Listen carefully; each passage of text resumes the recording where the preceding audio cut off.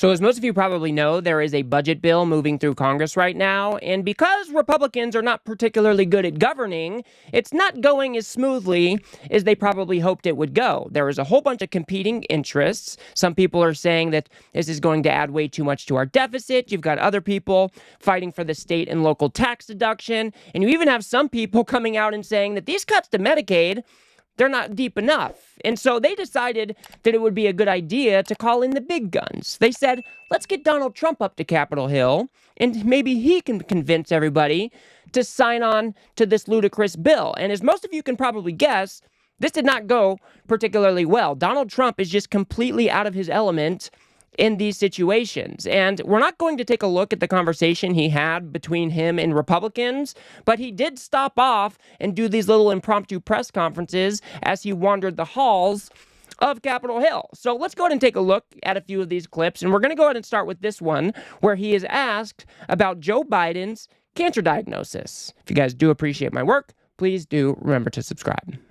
And now you found out and find out what happened because Biden, look, it's a very sad thing what happened, but I believe we're going to start looking into this whole thing with who signed this legislation. Who signed legislation opening our border? I don't think he knew. I said there's nobody that could want an open border. Nobody. And now I find out that it wasn't him. He auto-penned it. Who was operating the auto-pen?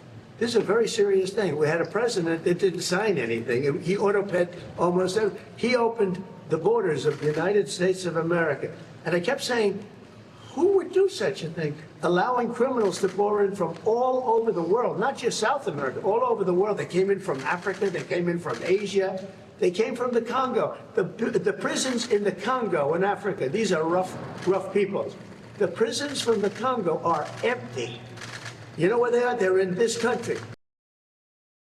Yeah, these are the rantings and ravings of an addled old man. He's going to investigate Joe Biden for the use of the auto pen because of his cancer diagnosis. I mean, make it make sense, people. These people, they just cannot.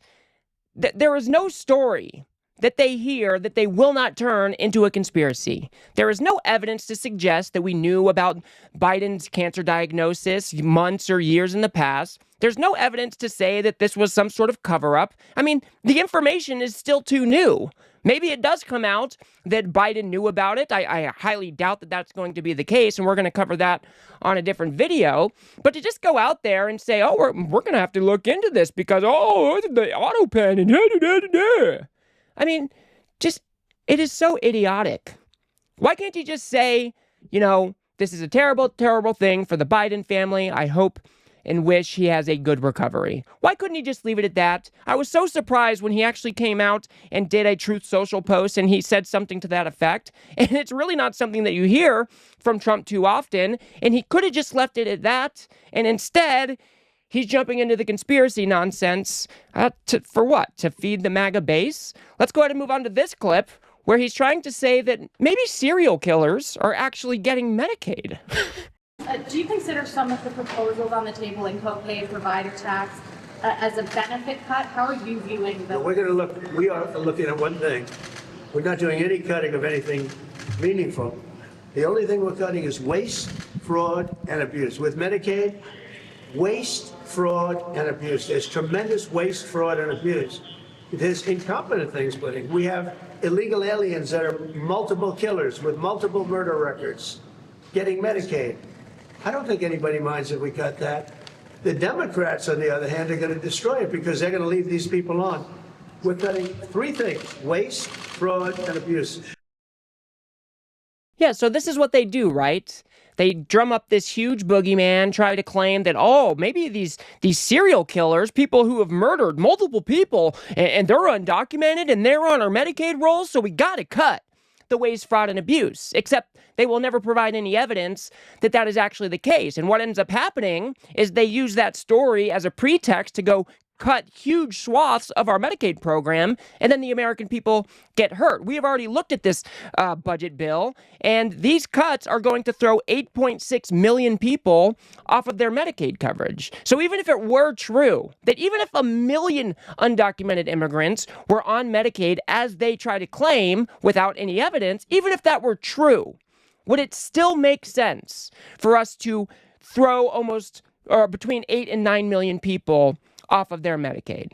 No, it doesn't make any sense at all. We should go in there with surgical precision. If you're going to try to root out the waste, fraud, and abuse that you claim exists, why don't you present the evidence that it actually exists first and then figure out a plan to actually get those people off of the program? But that's not what they're doing here.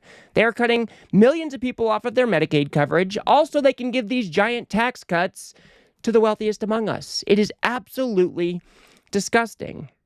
Here's Donald Trump making up numbers again about the types of investment that he was able to secure during his Middle East trip. They respect our country again. They were going to go to China. China was going to take over those countries 100%. They were dealing with China because they weren't treated right by the last administration.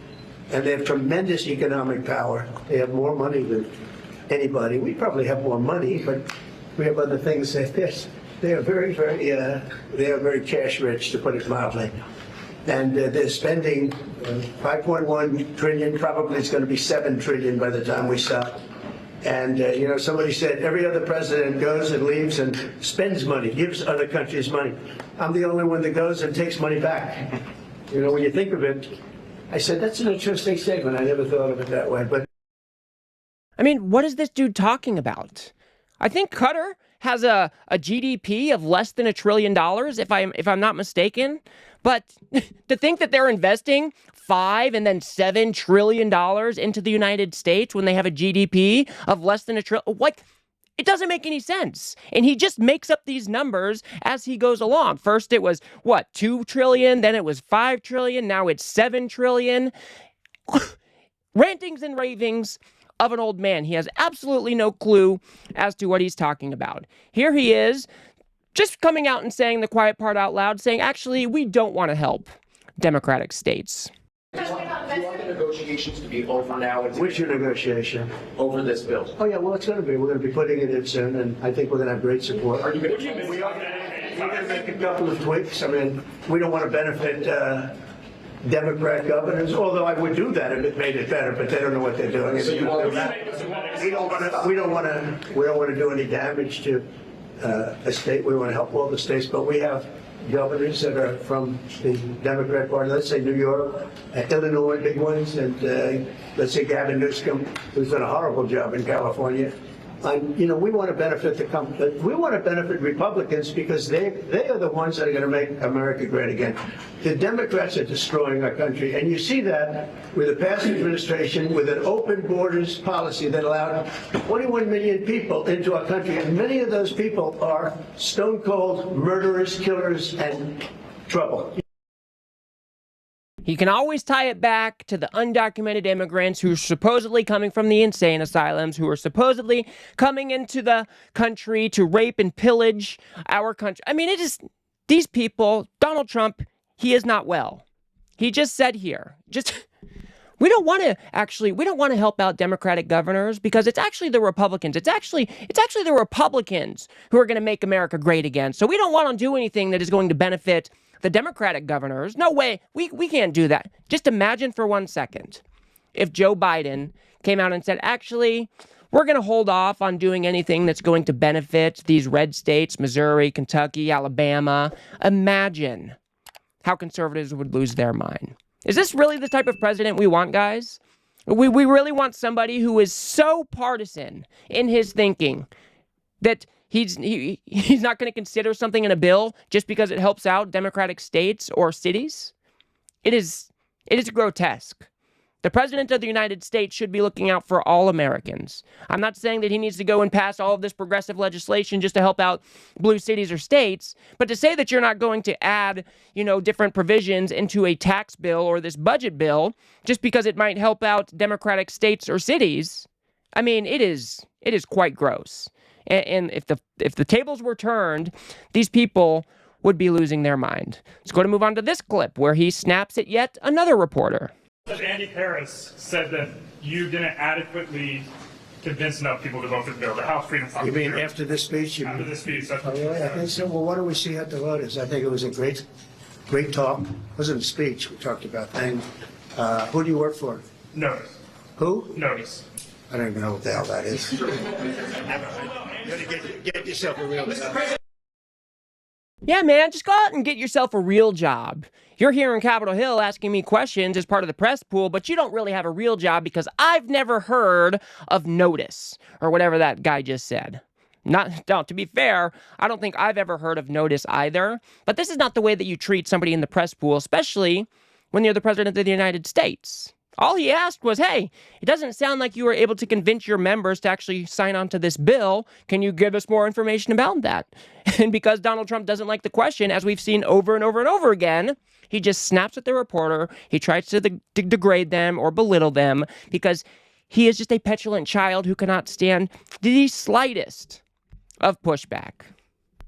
It's just so pathetic for a president of the United States to be acting this way. Let's go ahead and move on to this clip where he's saying that nobody's going to lose their insurance. No big deal. Waste, fraud, and Can you abuse. guarantee that your voters who supported the election, particularly working class voters, will not lose health insurance under this bill? Oh, they won't lose health insurance. Not only that, remember, I'm cutting drug prices by 85%. And right now, I'm saving it. I'm saving the whole thing because I did something that nobody was willing to do. Other countries pay a tiny fraction what we do.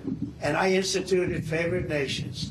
We're now going to pay the lowest in the world. We're going to be the equivalent of the lowest country in the world. Yeah. Again, Donald Trump's just full of shit. He signed this executive order saying that the favorite nations policy or whatever. There's no enforcement mechanism. It was just something that he signed at the Resolute desk or wherever he was. You know those ceremonies we've talked about so many times before? He gathers everybody around. He signs a whole bunch of executive orders, and then he pretends like he got something done. Except in this case, he didn't get anything done. Like I said, there's no enforcement mechanism here. There's no way to actually mandate that these companies actually comply with this order. It's just all nonsense. This is what Donald Trump does. He pretends like he's getting something done by signing these executive orders, and then he goes out there and sells it to America to try to make them believe that he's actually working for the American people. When if you pay attention, you just know that is not the case. And to think that nobody's going to lose their health coverage with this budget bill, again, is a ludicrous proposition. 8.6 million people are going to lose their health coverage if this budget bill goes through. That was the number calculated by the Congressional Budget Office, a nonpartisan part of Congress. We've seen other figures. If we get rid of the tax subsidies or the health subsidies at the end of 2025, if you add those people, we're looking at more like between 13 and 14 million people that are going to lose their health coverage over the next decade or so. So Donald Trump just has no clue what he's talking about. And then he tries to divert the conversation away, saying that, I'm saving the whole thing, guys. I'm bringing drug prices down. Didn't you see the little piece of paper I signed? I'm working for everybody. He goes on to say that actually cutting food assistance will give people more food. I'm not even joking. Very much. You campaigned on lowering the price of groceries. How do you justify cutting food assistance in this bill? Let me just tell you, the cut is going to give everybody much more food because prices are coming way down. Groceries are down. Eggs. You told me about eggs. You asked me a question about eggs my first week. You said eggs. I said, I just got here. Tell me about eggs.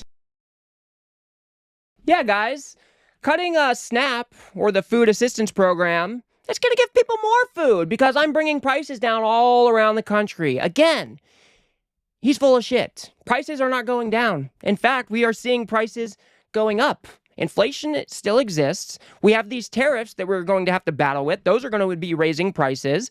And so Donald Trump just has absolutely no idea what he is talking about. And I think they are cutting between $200 and $300 billion from food assistance. So that is going to mean people are going to go hungry because they do not have access to this assistance. It is just all nonsense. I just don't understand how people watch these little press conferences and try to come away with it saying, oh, yeah, that's right.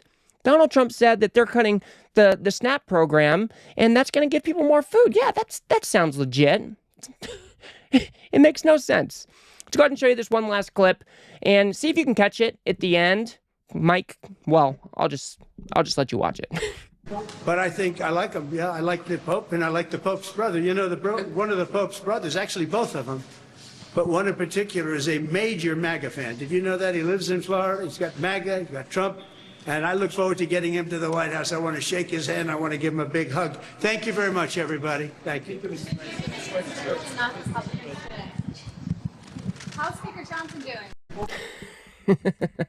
So did you catch it, guys? Mike Johnson had to pull him back because Trump obviously didn't know where he was going. Now, obviously, this is not a big deal, but you can imagine if this was Joe Biden, conservative media would be losing their mind saying that Biden has no idea what he's doing. His mind's not there. He's not even running the government. It's all just an absolute mess. And here you got Donald Trump walking away. Mike Johnson has to pull him back, and we will hear nothing from conservative media, obviously, because it's not a big deal. Anyway, these are the clips that I had to show you. This meeting, I think, was another disaster for the Republican Party. They proved yet again that they do not know how to govern. I think it's pretty uncommon for them to call up the president to come discuss budget bills like this, if I'm not mistaken. So it's kind of weird that he showed up anyways. But I think, Donald Trump is counting on this supposed big, beautiful bill going through because this might be the only thing that he actually gets done during his presidency. If things go well for the left in the midterms, it's very possible that Donald Trump will be stymied in anything that he wants to do, and he will be under investigation for all of his lawless behavior. So I think he's really counting on this bill going through because it has a lot of his agenda items that he supposedly wants to accomplish. So we will keep an eye on it. We will see how it goes. Again, it is a terrible, terrible bill. It's going to cut millions of people off of their health care. It's going to cut billions of dollars from the food assistance program.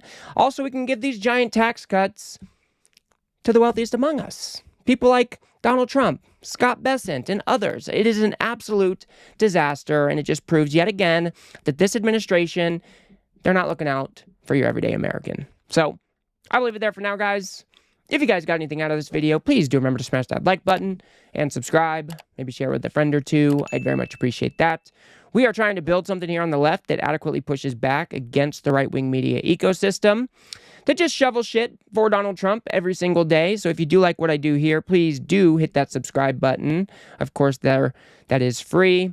And if you guys want to get a better breakdown of what these Medicaid cuts are going to look like in this budget bill, go ahead and watch that video on the screen now. Otherwise, I'll see you guys on the next one.